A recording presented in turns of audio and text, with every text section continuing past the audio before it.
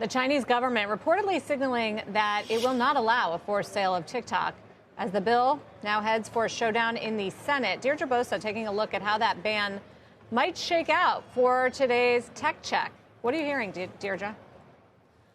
Well, so it's certainly not implausible that the Chinese government might rather see TikTok fail than in the hands of an American consortium. So even if a buyer got together the financing to do a deal, Beijing, I'm hearing extremely unlikely to let go of the source code. And that is what makes TikTok TikTok. It's secret sauce. A lot of the discussions I've been having here in San Francisco, they center around this idea of whether the algorithm could even be replicated. If you fork off the U.S. business, is there enough there for another group of top-tier AI data scientists to come in and rebuild?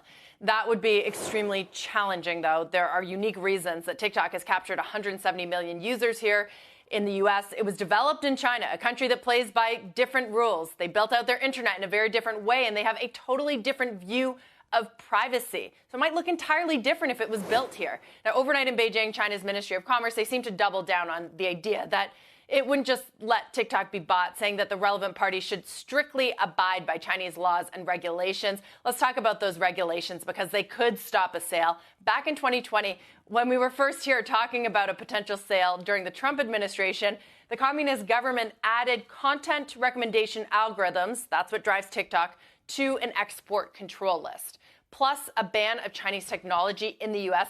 It has not been a death knell for those companies in the past. Let's take the example of Huawei. 2019, the U.S. restricted sales of its networking equipment and its access to Google technology. That absolutely crushed Huawei's smartphone business at the time. But look at where we are now, less than 5 years later. With the help of Beijing, Huawei has a new homegrown smartphone and its own operating system that is challenging Apple's dominance in China.